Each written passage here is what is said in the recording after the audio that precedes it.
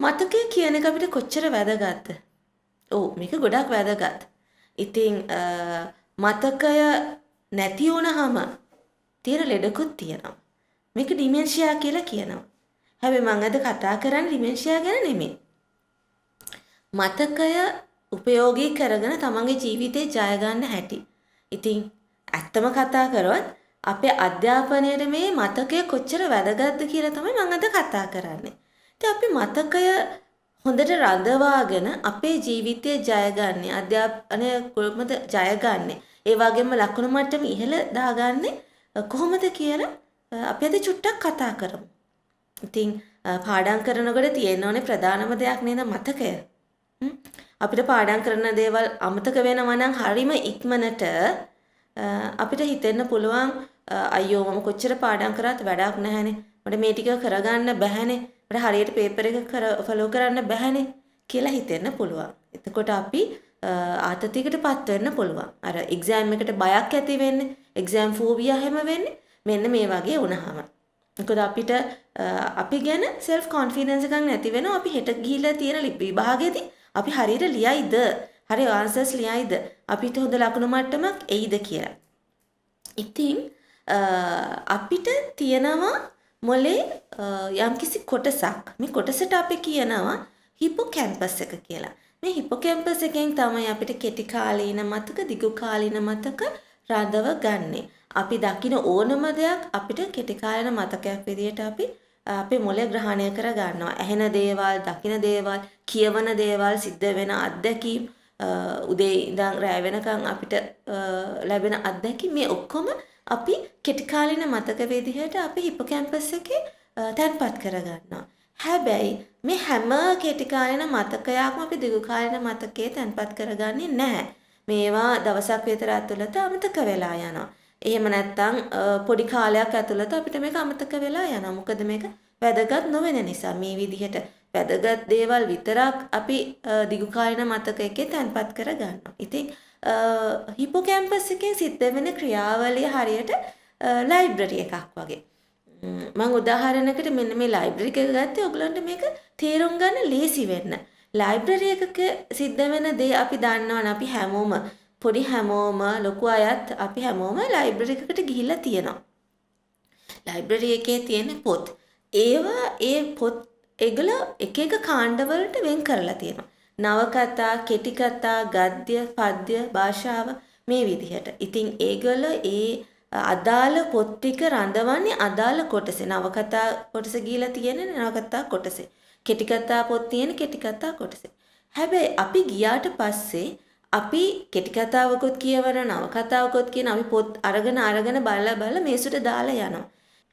මේ විදිහට අපි කියවලා මේසුට තියලා එන පොත් ටික ලයිබ්‍රරි එකේ ආයතන නිලධාරියා හවසට මේ අවශ්‍ය තැන්වලම ගබඩා කරනවා. නවකතා තැනින් තියෙනවා. කෙටි කතා තැනින් තියෙනවා. මේ වගේ අදාළ තැන්වලින් අඩු කරනවා. මොකද ඊළඟ දවසේදී ඒක එන අය ලයිබ්‍රරි එකට එන දරුවන්ට පාසුවෙන් පොත් ටික අරගන්න තමයි මෙහෙම කරන්නේ. මෙන්න මේ වගේ තමයි අපේ මොළයත්. අපි උදේ ඉඳන් එක්කාසු කරගන්න දේවල් රාත්‍රියේදී අපි නිින්දට ගියාට පස්සේ අපිට මොලේ විසින් තැන්පත් කරගන්නවා මේ කෙටි කාලීන මතක, දිගු කාලීන මතක විදිහට. ඉතින් නිින්ද කියන එක අවශ්‍ය වෙන්නේ මෙන්න මේකට තමයි. රෑ 10 පස්සේ රෑ 10යි පාන්දර 4යි නිින්ද දරුවන්ට ගොඩක් වැදගත්. අධ්‍යාපනය කරන අයට ගොඩක් වැදගත්. දරුවන්ට විතරක් නෙමෙයි ඕන කෙනෙකුට මේ නිින්ද අත්‍යවශ්‍ය දෙයක්. මොකද අපේ මොලේ හැදිලා තියෙන සර්කැඩියම් රිද්ම් එකකටනේ. උදේ ඉඳන් රෑ වෙනකන් අපි හරිම කාර්යබහුලයි. මේ කාර්යබහුලතාවය නිසා අපේ මොලේත් කාර්යබහුල වෙනවා. ඉතින් අපි රෑ නිදාගත්තට පස්සේ රෑ 10න් පස්සේ නිින්දක් යෙදුනට පස්සේ මේ සෛල යම්කිසි ඊළඟ දවසේදී කොහොමද වැඩ කටයුතු කරන්න කියලා සෛල යම්කිසි ක්‍රියාවලියක යෙදෙනවා. ඒක නිසා තමයි නිින්ද වැදගත් වෙන්නේ. මෙන්න මේ රෑ 10න් පස්සේ පාන්දර 4 වෙනකන් තියෙන කාලය තමයි මේ මතකයත් ගබඩා කරගන්නේ. ඉතින් දැන් අපි කතා කරේ මතකය ගැනනේ. පාඩම් කරනකොට මේ මතකය ගොඩක් වැදගත්නේ. ඒකත් අපි කතා වුණානේ. ඉතින් කොච්චර පාඩම් කරත් මට මතක හිටින්නේ නැහැ කියන චෝදනාව දරුවන් තුලින් පැන නගින සාමාන්‍ය චෝදනාවක්. මේ මතකය ගැන අපි කතා කරානේ. මේ මතකය ගැන කතා කරාම මම ඔයගලන්ට අද මතකය කොහොමද හරියට පවත්වාගෙන යන්නේ කියලා පොඩි ටෙක්නික් එකක් අරගෙන තමයි ආවේ. SQRR method එක. මේකෙන් මොකද්ද කරන්නේ? හරි. මම සරලව කියලා දෙන්නම්. මේ method එකකින් කොහොමද අපි අපේ පාඩම් වැඩ කටයුතු කරගෙන යන්නේ කියලා. S කියලා කියන්නේ survey. අපි අපිට තියෙන notes සරලව බලා ගන්නවා. මුල් පියවර විදියට අපිට තියෙන note එක අපි සරලව කියව ගන්නවා. ඒ survey කරනවා. ඊට පස්සේ Q එකෙන් කරන්නේ අපි questionnaires හදනවා. අපි පාඩමක් කියවලා ඒකේ ප්‍රධාන දේවල් අපි සරලව ඔලුවට දාගෙන අපි මේ පාඩමට අදාළ ප්‍රශ්න ගොඩනගනවා. අපි විහිං ගොඩනගන්නත් පුළුවන් මේ ප්‍රශ්න.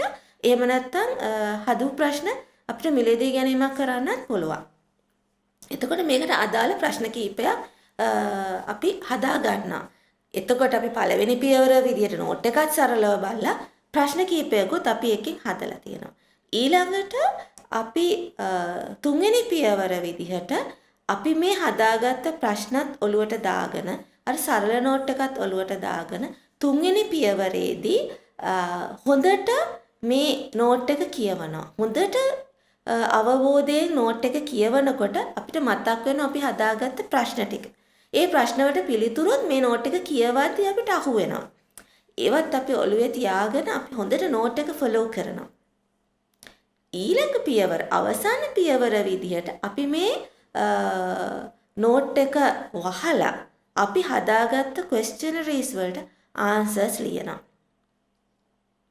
එතකොට අපි කීප වතාවක් මේ නෝට් එක පරිශීලනය කරලා පළවෙනි අර නෝට් එක කියවලා සරලව ඊට පස්සේ ප්‍රශ්න හදලා ඊට පස්සේ හදපු ප්‍රශ්න වලට උත්තරත් ලියලා. හරි. දැන් මේක කම්ප්ලීට් නේ. අවසානයේදී අපි මොකද කරන්නේ? මේක ගැන රිවිව් එකක් ගන්නවා. අපි පොත වහලා අපි අර අහපු ප්‍රශ්න ටික අපි අපෙන්ම අහනවා. ඒ වගේම අර නෝට් එකත් මතක් කරගන්නවා. එතකොට මේ කෙටි කාලින මතකයේ මේක තැන්පත් කරගෙන තියෙනවා. අපි දන්නවා උදාහරණයකට ගත්තොත් ප්‍රභා සංශ්ලේෂණය ගත්තොත් දරුවන්ට තියෙන පාඩමක් නෙමෙයි. ප්‍රභා සංශ්ලේෂණය ගත්තොත් අපි කොහොමද මේ ප්‍රභා සංශ්ලේෂණය ඇති වෙන්නේ? කොහොමද මේක පවත්වාගෙන යන්නේ? මොනවාද මේකේ මූලික කරුණු කියලා අපි හොඳට අවධානය යොමු කරගන්නවා අර නෝට් එක හරහා සහ ප්‍රශ්නාවලිය හරහා. ඊට පස්සේ අපි මේක දිගු කාලින මතකවල තැන්පත් කරගන්නත් ඕනේනේ. පළවෙනි දවසේ මේක කරාට පස්සේ ඊට පහුවදත් අපි මේක ආවර්ජනය කරගන්නවා.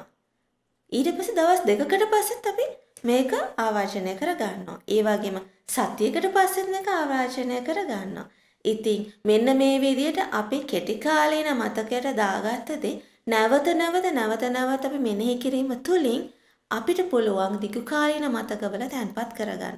මේ විදිහට ටික කාලයක් කරගෙන යනකොට අපිට අපේ ඒ පාඩම් කරමු නෝට් එක සදාටම මතක තියෙනවා. හොඳ අවබෝධයකින්නේ අපි ඒක සාකච්ඡා කරන්නේ. අපි අපිත් එක්කම සාකච්ඡා කරන. එහෙම නැත්නම් අපිට පුළුවන් තව කෙනෙකුට මේක විස්තර කරලා දෙන්න.